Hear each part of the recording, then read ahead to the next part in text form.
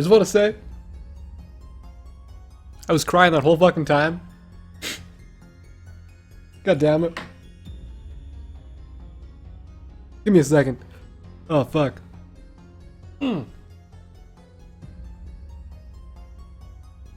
I'll climb this endless spiral staircase.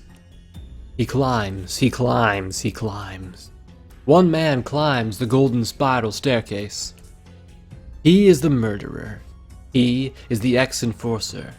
The man who has already turned the city's despair into his power. Sekien climbs the golden spiral staircase. One step at a time, even now.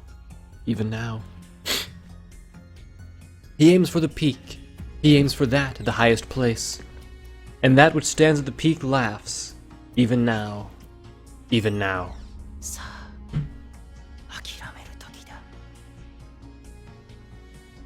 It lies at the end of the golden spiral staircase, a dark, confined space where the dregs of the king's dream sleeps. Even though the old king and the new king have both disappeared, even now. 1 sec.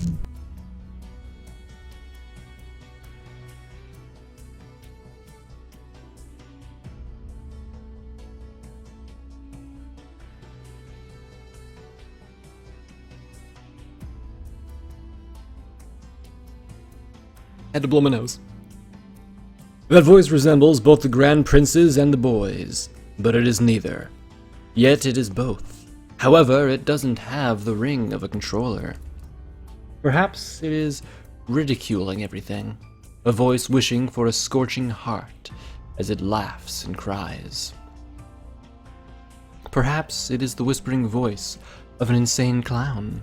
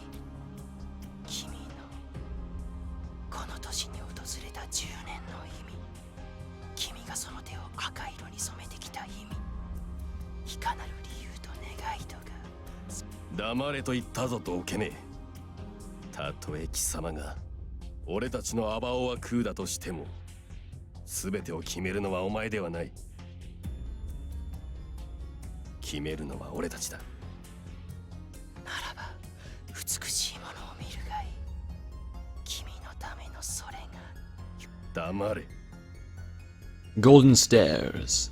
Now I climb the final one.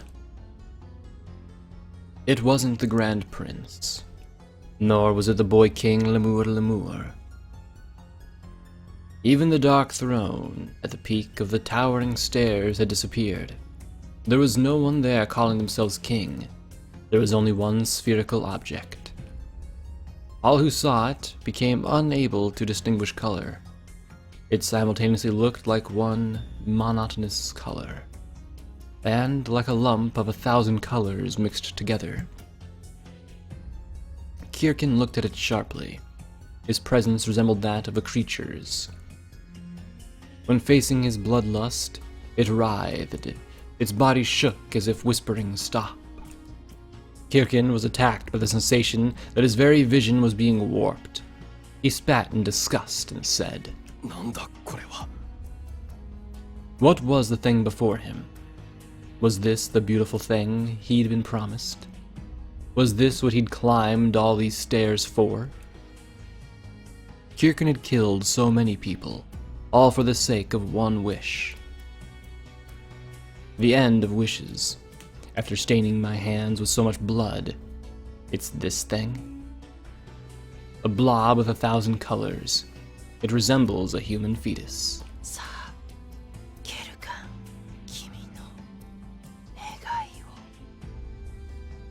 He heard the voice of the origin. Grim. A detestable voice rang out. The voice was warped to the entire city, and kindly asked Sekien for his wish. Kirkin opened his lips. It may have been a farce, but this was what he'd wished for. He answered the clown by voicing his wish, namely, the final moments of the city.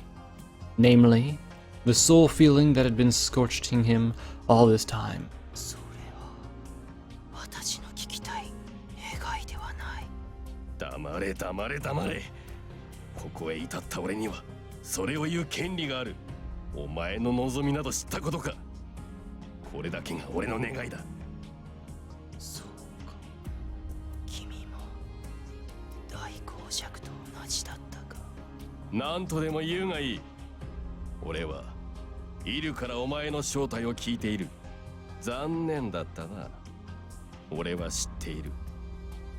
お前がすでに俺の言葉を無視できないと。やっとこれで終わる。それはどうかな。There was a sense of silence. Not a sound or a voice. The sense of something precious coming to an end. Rain poured down onto the city. Today, as always, the rain silently continued as it hadn't changed a bit over the last 10 years. The scenery in his vision hadn't changed a bit, but in Guy's heart there was only the very real sense of something had changed. The drops soaking his hair, cheeks, and cloak wouldn't stop. Guy didn't think they were tears of the city. A drop of water stained an engine smog was no tear. He breathed out. White. Guy looked up at the sky. The sky with two suns. The light was hidden behind the thick clouds. When was the last time he looked up at the sky? What reason kept him walking around the lower tiers? The reason for everything he'd done under this muddy sky. Why had he continued to live these past 10 years? There's just a silent sensation. I lost everything. Something. I lost Atty. I even broke my one and only rule. 僕には何が残る？ What's left? My daily life.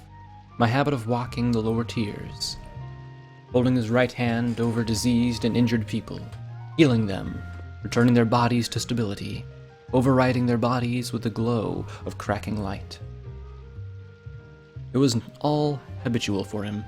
Nothing more than breathing. Holding out his hand without giving up. Believing there was still something he could do.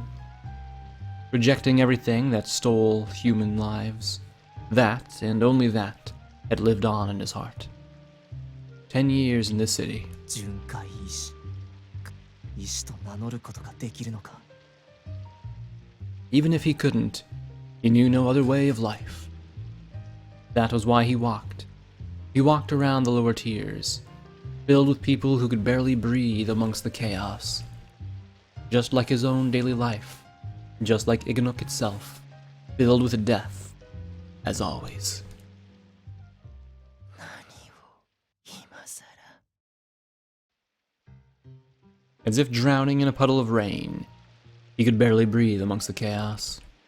Inganock was filled with death as always. That was his daily life. Countless lives poured out of his hands. Voices lamented their losses, could always be heard in the city. That should have been normal. That had been decided 10 years ago, when the city transfigured. Everyone despaired. Everyone screamed. On that day, at that time, everyone chained. The entire city became filled with things which could hurt and kill people. Creatures, monsters, mutations, taboo infections. Many things harmed the people and stole their lives. That was the city of Inganock. On that day at that time, Guy and the world both broke. Wandering amidst the moaning voices, gazing endlessly at the tears of many, and moving his useful hand. As if struggling through a deep mist, as if writhing in the mist of a bad dream. 10 years. It had been 10 years since this fantastic city was born. Many of the fantasies had become part of daily life. That should have been all true. However, sound suddenly reached Guy's ears, a synthetic voice echoing across the entire city. That voice announced noon in the city skyscraper every day. For most of the lower tiers, it barely brought upon upper tier notices and evacuation warnings a few times a year. It was echoing from above and below. As the voice echoed into the 7th tier from all directions, he could easily tell it was a broadcast for the entire city. A broadcast from upper tier to the entire city. The voice spoke of the end. 皆さん、都市に生きるすべての皆さん、この喜びを共に分かち合いましょう。忌むべき41の脅威は消え去りました。クリッターはすべて消え去ったのです。都市インガノックは解放されるのです。本日午後3時3分をもって10年の時を経て美しいものを我々は目にするのです。皆さん、都市に生きるすべての皆さん、私たちは生き抜いたのです。参政権を持つ上層貴族の全賛成をもって解放計画の発表と発令が行われました。悪夢のすべては終わったのです。終わった。 It was like flipping through the pages of a fairy tale. It felt like a scene from one of the many picture books which once filled the city. The city's lower tiers now spoke with a different voice. The very air had changed. Just like flipping through the pages of a fairy tale. Yes, just like the revival 10 years ago, everything would change. It wasn't possible to hijack every single electronic broadcasting device in the city. City management had them set up in every part of the tier. The voice spoke. It's all over. All of the pain filling the city will now end. An announcement of release from the upper tier aristocrats. An ecstatic relief. All creatures of all kinds had been eliminated. Even the infinite mist would clear and cease to envelop everything. The entire city would be released in a few days. Thus spoke the voice. クリッターの情報吸収力と感染力を鑑み、都市全市民に計画は隠蔽されていました。正常化計画は成功したのです。すべては今のために行われていたのです。残酷なと司法もすべては多くの皆さんを救わんがため、今こそすべての悪夢が終わる時です。クリッターはいない。変異の現象もすべて消えるのです。都市は解放されるのです。 The city's release. Renewed cultural exchange with the outside. The danger of trying to escape to the outside world would cease to exist. That should have been an impossible thing. The city was closed off by the eternal infinite mist. However, the broadcast said it would finally clear. The closed-off city was being released. Then, had it really all ended? そんなバカな。 As Guy spoke, his vision listed. Someone had bumped into his shoulder. That someone apologized to him while crying. Those tears were pouring from the eyes of a large tanuki man. They certainly were pouring tears, not rain. The voice had reached all the people walking along infinitely crowded street. People raised their voices jubilantly and looked towards each other, took their hands. In Guy's tilted vision, they were dancing like illusions. They were sobbing, laughing, and shouting, because they had all heard the broadcast. The oppressive ruckus had vanished. Everyone in the infinitely crowded streets and noise stood still and screamed with light. バカな。無限切りが消えて解放、この年が。 All the people stood still, forming a whirlpool of jubilance. Guy had to escape alone to a back alley. It was absurd. He couldn't stand still. He would never allow himself to. He did nothing but hold out his hand to someone.